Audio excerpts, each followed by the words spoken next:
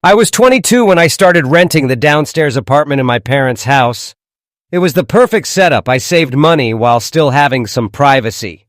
The apartment was separated from the main house by a locked door in the stairway, and I had my own entrance. But despite having my own space, something always felt off. I just didn't realize how wrong things would get until the night I woke up to the sound of my bedroom doorknob turning.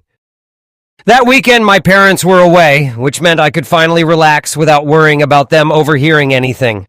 My friends, Anthony and Jay, came over to watch a hockey game. We blasted music, had a few drinks, and by the end of the night, we were all buzzed. Since they had been drinking, both of them decided to crash at my place. The couch was big enough for them, and I headed to my room to sleep. Sometime in the middle of the night, I woke up abruptly. Something was off. My heart pounded as I listened, then I heard it. Footsteps. Someone was walking around upstairs. I assumed it was one of my friends grabbing a drink from the main fridge, so I ignored it and tried to go back to sleep. But then, my bedroom doorknob twisted. I froze. My door was locked, thank God. My mind raced. Was it Anthony, Jay? But why would they try to come into my room in the middle of the night?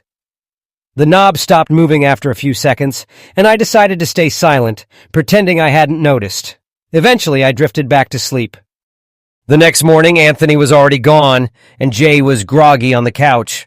When I asked if he had tried to come into my room, he looked confused and said he didn't remember much from the night before. He didn't think so, but he was drunk. I shrugged it off, but a weird feeling lingered. I spent most of the day out with other friends and got home late that night. This time I wasn't buzzed, but I was exhausted. I crawled into bed, turned on the TV, and started dozing off. That's when I heard it again. Thump, creak, footsteps from upstairs. This time I felt my stomach tighten. I turned off the TV and held my breath, listening intently. Maybe it's just the house settling, I told myself. Maybe I'm overthinking this. But then, the doorknob twisted again. Not just once, it twisted, paused, then twisted again. My entire body tensed. This time there was no way it was Anthony or Jay. I hadn't invited anyone over, and my parents weren't supposed to be home until Monday. And then a knock. A light, deliberate knock. I didn't move. I didn't say a word. Instead, I grabbed my phone and frantically texted my family and friends. Please tell me this is one of you. But no one replied. My hands were clammy as I clutched my phone, trying to stay calm. I didn't dare say, "Who's there?" because something inside me told me I wouldn't want to hear the answer. Minutes passed, but they felt like hours. My heart was pounding so hard I thought it might give me away. Then, finally, I made a decision. I dialed 911. Whispering as quietly as I could, I told the operator what was happening. She told me to stay on the line until officers arrived. I waited, barely breathing, until I heard the tap on my bedroom window. My stomach dropped, but then I realized it was the police. I rushed over and handed them my spare key through the window. Moments later, I heard them entering the house.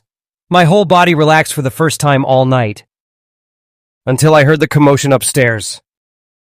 The officers shouted, and then there was movement, a struggle. My pulse skyrocketed. One of the officers called out, "We've got someone here!" I cautiously stepped into the hallway and took a quick look upstairs. That's when I saw him. A tall, dirty man was being dragged out from under my parents' bed. His clothes were ragged, his face hollow, and his eyes were full of pure malice. He glared at me like I was the intruder. I felt sick. This man had been in my house, watching, waiting. The officers took him away, and I finally let out a breath I didn't realize I was holding. I stayed at a friend's place that night. The next morning, I called my parents, explaining everything. They were horrified, but since nothing was stolen, they chose not to press charges. That's when I started thinking about how he got in. Had I left the door unlocked? Or had he already been inside? Had he been living in my house without me knowing? The thought haunted me for weeks. I still don't know how long he was there or what his intentions were, but one thing is certain. If I hadn't locked my bedroom door that night, I might not be here to tell this story.